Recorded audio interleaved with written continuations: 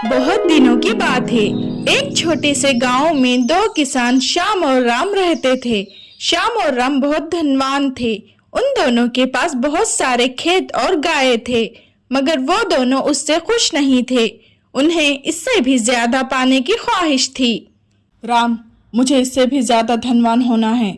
हाँ श्याम, मुझे भी। उस गांव में एक और किसान रहता था जिसका नाम गोपाल था।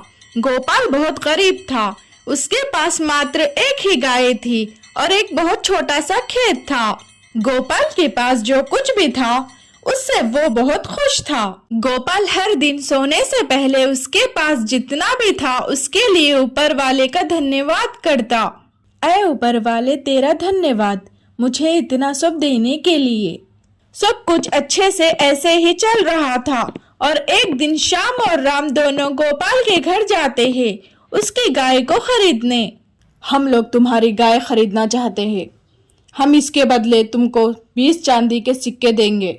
ये एक बहुत बड़ी कीमत है आपके गाय के लिए। मगर गोपाल अपनी गाय को बेचना नहीं चाहता था और वो उन दोनों से कहता है, मैं अपनी गाय को बेचना नहीं चाहता हूँ, कृपया करके आप हमारे घर से जा सकते हैं। गोपाल की ये बात सुनकर श्याम और राम बहुत क्रोधित हो जाते हैं और वो एक निर्णय लेते हैं कि वो उससे उसका बदला जरूर लेंगे। राम, गोपाल ने हमारा बहुत अपमान किया है।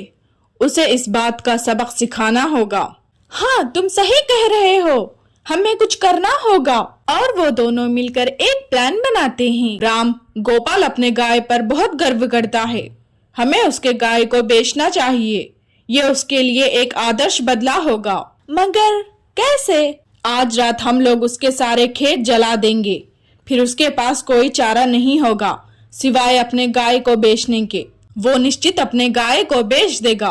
वो दोनों ऐसा प्लान बनाकर रात को गोपाल के सारे खेत जला देते हैं। जब सुबह को गोपाल अपने खेतों को जला हुआ देखता है तो बहुत उदास हो जाता है और रोते हुए कहता है, ऐ ऊपर वाले, अब मैं क्या करूं? गोपाल पूरी तरह से टूट चुका था। उसे कोई भी उपाय नहीं सूझ रहा था। वो और भी गरीब हो चुका था। उसके पास अपनी गाय को चारा खिलाने के लिए भी पैसे नहीं थे। वो सोचने लग जाता है, अगर मैं इसे चारा नहीं खिलाऊंगा तो ये मर जाएगी। इससे अच्छा है कि मैं इसे बेच देता हूँ। अगली सुबह गोपाल अपने गाय और उसके पास जो कुछ भी था उसे लेकर बाजार को जाने लगता है। बाजार को जाते हुए वो रास्ते में सोचने लगता है, मैं इस जंगल के रास्ते से जा रहा हूँ। अगर रास्ते में मुझ पर डाकुओं ने हमला कर दिया तो मैं तो सब कुछ खो दूंगा। मेरे पास ये थोड़ा सा जो कुछ भी है वो भी चला जाएगा। गोपाल ये सोचकर अपने पास जो कुछ था उसे गाय के घंटी में छुपा देता है और आगे बढ़ने लगता है। वो चलते चलते एक गांव में पहुंच जाता है। वो बहुत थक चुका था। वो तय करता है कि वो अब आराम करेगा। गोपाल अपने आराम के लिए एक कोठी बात करता है और अपने गाय को एक कोठा से बांध देता है और वो अंदर चला जाता है। इतने में ही गोपाल के गाय की घंटी में से एक चांदी का सिक्का नीचे गिरता है।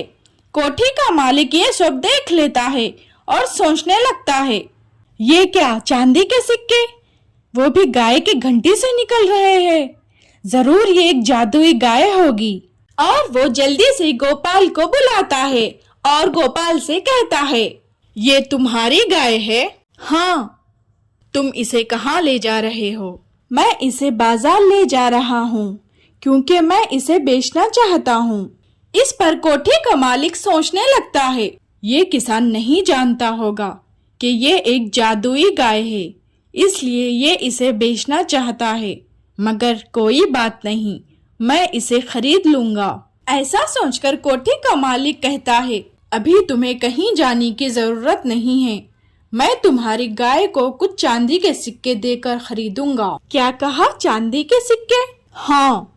गोपाल सोचने लगता है कि ये एक बहुत बड़ी कीमत है, मगर वो इसे ऊपर वाले की इच्छा समझकर कहता है, ठीक है, आप ये ले सकते हो इतने चांदी के सिक्कों के बदले।